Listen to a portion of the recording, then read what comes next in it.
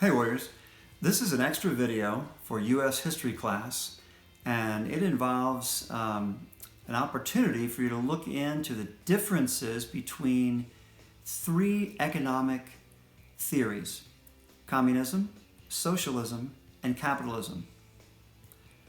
Notice that I said these are economic theories, okay? They're economic ideas, not necessarily ideas that were designed to govern people in the way that governmental ideas are. Economic theories have to do with how money works, how business works, how different goods and services are produced or provided, how they're sold, either locally or outside of a local community or country, and also what's done with the profit from those things that are sold. So these three economic ideas are what I want for us to look at today, and we'll start by simply looking at a dictionary definition of each one to get the conversation started. First of all, communism is defined as a theoretical economic system characterized by the collective ownership of property and by the organization of labor for the common advantage of all members. So two important things are said here. Number one, collective ownership is mentioned. This means that, let's say we have a shoe factory, for instance. The land, the shoe factory itself, the machinery inside the shoe factory, all of that is owned collectively. It's not owned privately by one person or one group of people, but it's owned essentially by the people, by the community. That's one idea, collective ownership. The other is that the organization of labor is set up for the common advantage of all members. So this is an economic system that wants to provide an advantage or a benefit for all of its members, regardless of where they work in the system. So that's communism as it's defined. Secondly, let's look at socialism. And the definition of socialism reads, any of various theories or systems of social organization in which the means of producing and distributing goods is owned collectively or by a centralized government that often plans and controls the economy.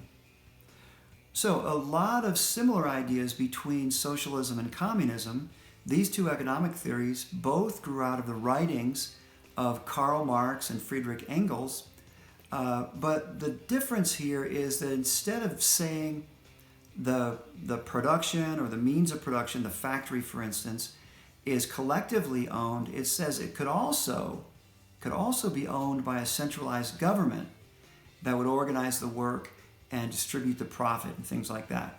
So the difference between communism and socialism then is that the government may play a role in socialism, trying to organize the business, create, buy, sell goods and services, and then manage the distribution of profit also in a fair and equitable way.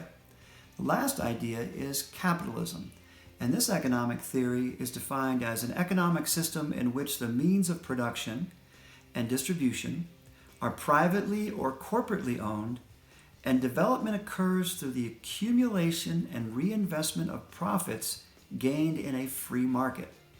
So three important things are brought out in this definition of capitalism. Number one, that the idea of collective ownership or governmental ownership is out the window. Private ownership is one of the three most important things about capitalism. The business, let's say the shoe factory again, this is owned by a private citizen or owned by a group of citizens, but not the entire community, not the government. It's privately owned. And because it's privately owned, the profit that is created, the money that's made from that business is also owned by that private citizen or that group of private citizens that own the business. And so private ownership, private profit and control of the profit, that means they get to decide who gets what when it comes time to pay the workers. They get to decide how much money gets invested back in the business. Okay? They get to decide if it's a group of people that own that business, group of private citizens, how much do all of them get paid at the end of the year. The last thing that's brought out that's important in this definition of capitalism is that this money, this profit, was created in a free market. And very simply stated, a free market or free market principles typically refer to a marketplace where the government does not interfere. The government doesn't interfere in business. They say to business, you've got problems, you take care of your own problems. We're going to let you sort it out. Okay? So that's the definition of capitalism. The next thing I want you to do, and I'm just going to be another minute in this video, but I've given you a list in the worksheet that I emailed to all of you, and there are 6 links to 6 YouTube videos on there. 2 of them take a look at the working environment in Amazon Corporation, a large United States corporation. 2 videos describe the work environment in a commune in Virginia called the Twin Oaks community. And the last 2 videos have to do with worker cooperatives, specifically the Evergreen cooperatives in Cleveland, Ohio. And so what I want you to do now is watch these 6 videos, and I want you to be looking for some of these economic theories or these economic ideas as they might show up in these work environments in the videos. Then I want you to ask yourself, which of these environments would I like to work in if I had a choice? And then I want you to tell me why. You can put your answers in a separate Google Doc and email it to me. Okay? So which place would you like to work? Why would you like to work there? What appeals to you about it? And then I want you to say, what economic theory or theories are being put into practice in this workplace? Okay, so pick one of those 3 economic theories, or maybe there's a couple of them at work at the same time. And then lastly, I want you to explain to me what evidence you saw of that particular economic theory at work in that specific work environment. Okay? So this will give you an idea of kind of how to sort out or to begin to sort out the difference between communism and socialism and capitalism. Again, all economic theories, not governmental theories.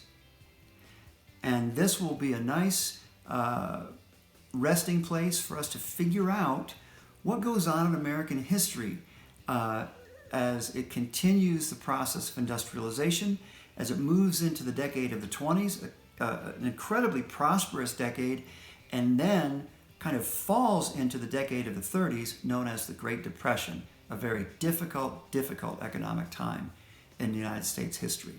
So work on watching these videos and coming up with some answers to the questions, and put those in a Google Doc and email them to me. And that's all for this video. I will see you in the next one.